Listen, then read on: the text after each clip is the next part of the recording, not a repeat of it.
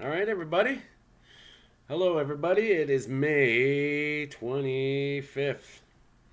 Um, Craziness. May's going by so fast. All this time. I guess as you get older, this time goes by. So I just wanted to check in, say hi to everybody, to all 30 of you. Um, what I wanted to talk about today was a little bit of inspiration I had from mom. I had a good talk with mom today about some things that just kind of always seem to pop up. Um, yeah, so we talked about how everybody has a problem with things you do when you try and do something good.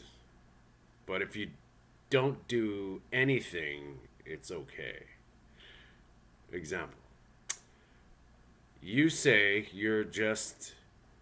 Nobody has a problem when you're drinking Coke, eating, a McDonald's uh, combo.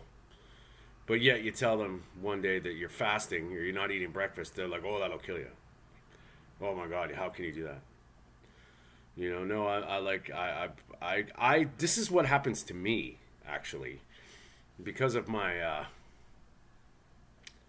crazy diet of meat and fat. When I go and order food at said places, I order just meat and bacon or just meat, and that's it. Nothing else. And quite often, happens.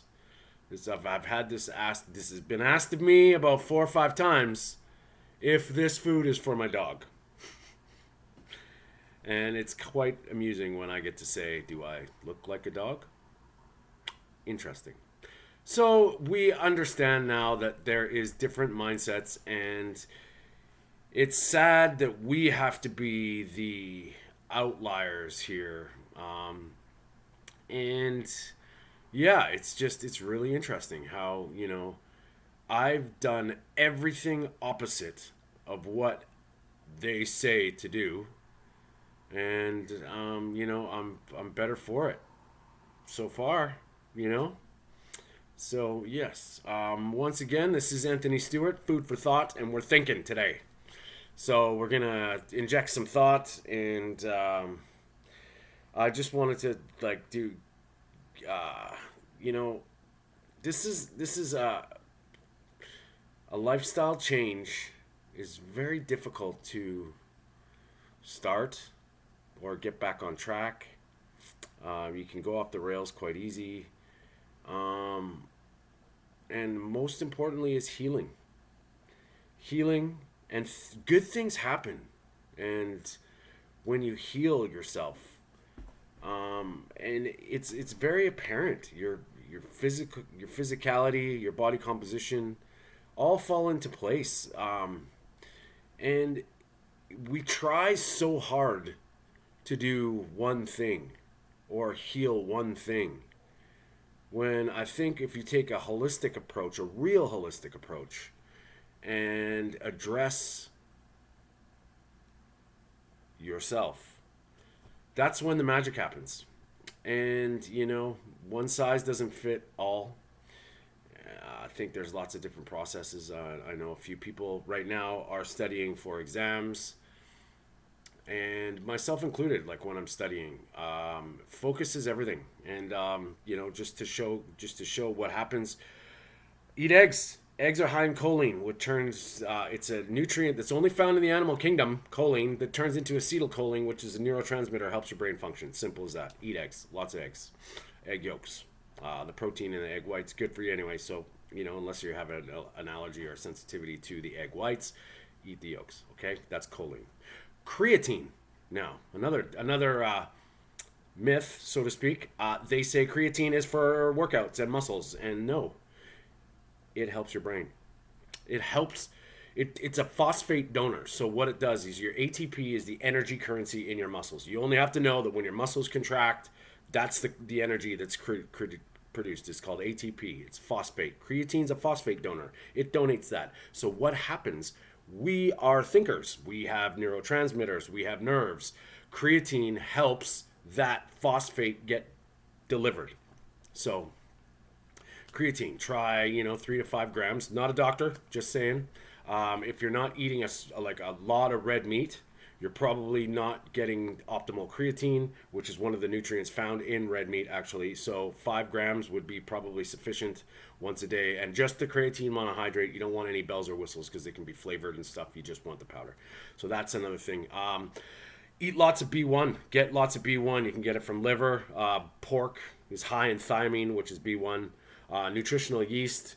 And we'll have a talk about this, how the RDAs are bullshit. Like, the RDAs are an average of are worrying about the harm compared to what is like the minimum requirement. So everybody's RDA would be different. So B vitamins are water soluble vitamins, so they pass through us very quickly. Aside from maybe B12, but most of the world's B12 deficient anyway, so don't worry about it. But B vitamins are water soluble. Okay, so remember how we talked about fat soluble vitamins? You need fat to make them happen. Water soluble vitamins mean they can pass through you, and you're gonna need them quite daily. So a lot of people don't hit the RDAs to begin with, but niacin, very important for a lot of stuff. A lot of cellular functions are the B vitamins. So folate, folic acid for pregnancy, for life. These are things that So lots of B1 for brain function. Okay, so when you're studying B1, nutritional yeast, liver, pork, and sleep.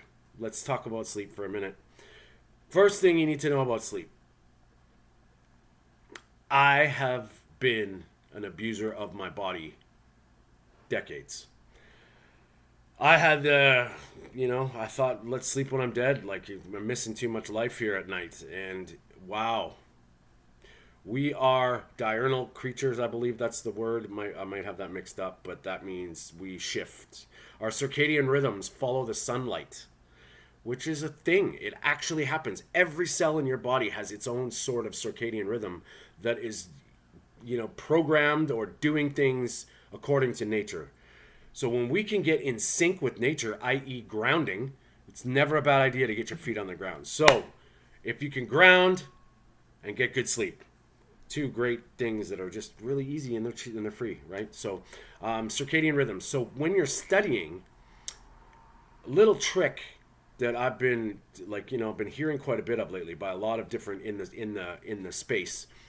As soon as you open your eyes, get light into your eyeballs.